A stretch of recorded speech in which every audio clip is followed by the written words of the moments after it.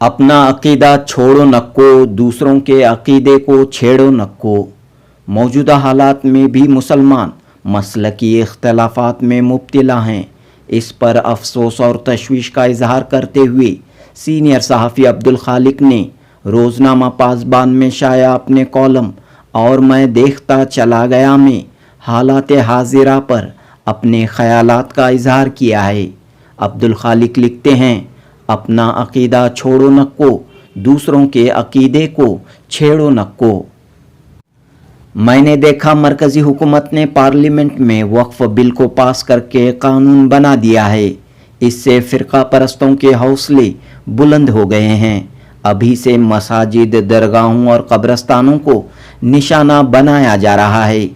एक जगह एक कब्रिस्तान में जनाजे को अंदर जाने से रोका गया और कहा गया कि ये कब्रिस्तान की नहीं, सरकारी जगह है। एक दरगाह को रास्ते से हटाने का मुतालिबा जोर पकड़ने लगा है। संभल की मस्जिद के अलावा दूसरे इलाकों में भी मसाजिद निशाने पर हैं। पहले से मुसलमानों के खिलाफ नफरत का बाजार गर्म था। अब वक्फ कानून की आड़ में बीजेपी के कई लीडर खुलकर मुसलमानों के खिलाफ जहर उगल रहे हैं। मैंने देखा वक्फ बिल अब कानून बन गया है। इस कानून के खिलाफ all India Muslim personal law board और दीगर जमातें सुप्रीम कोर्ट से रुजू हुई हैं। सुप्रीम कोर्ट ने बहुत जल्द इसकी सुनवाई का ऐलान किया है। इस दौरान मरकज़ी हुकूमत ने केविट डाला है। इससे जल्द सुनवाई के ऐलान पर असर पड़ेगा। पर्सनल लॉ बोर्ड ने इस वक्फ कानून के खिलाफ मुल्क गिर एहतजाज करने का ऐलान किया है। एहतजाज के तरीक़ेकार के लिए गाइडलाइंस भी जारी किए हैं। मुल्क में जगह जगह एहतजाजी मुजाहरे हो रहे हैं। मुमकिन है फ़िरका परस्ता नासिर एहतजाजी मुजाहिरों में घुस कर शरारत भी कर सकते हैं और हालात को बिगाड़ने की कोशिश भी कर सकते हैं। हमें मोहतात रहने की ज़रूरत है। मैंने देखा वक्फ कानून के खिलाफ हुकूमत मुसलमानों को गुमराह करने की कोशिश कर रही है।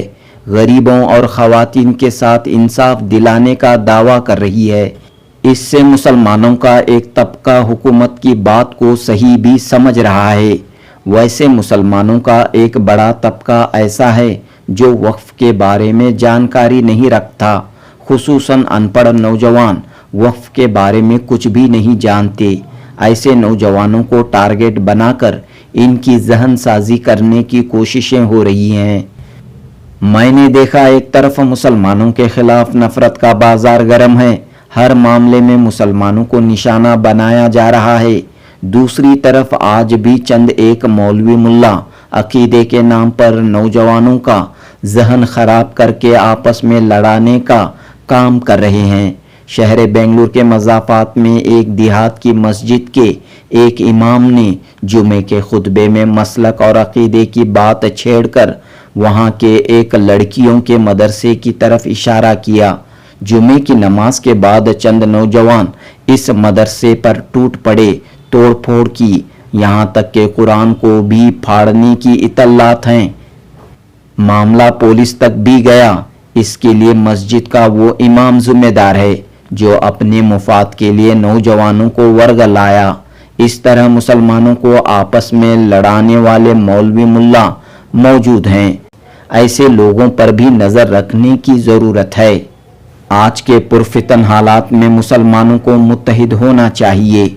दारुल उलूम सबीलुर रशाद के मरहूम मुफ्ती अशरफ अली साहब के इस कौल पर अमल करना चाहिए। अपना अकीदा छोड़ो नक्को, दूसरों के अकीदे को छेड़ो नक्को। बशुक्रिया रोज़नामा पासबान सीनियर सहाफ़ी अब्दुल खालिक, जुनूबी हिंद न्यूज़ रिपोर्ट।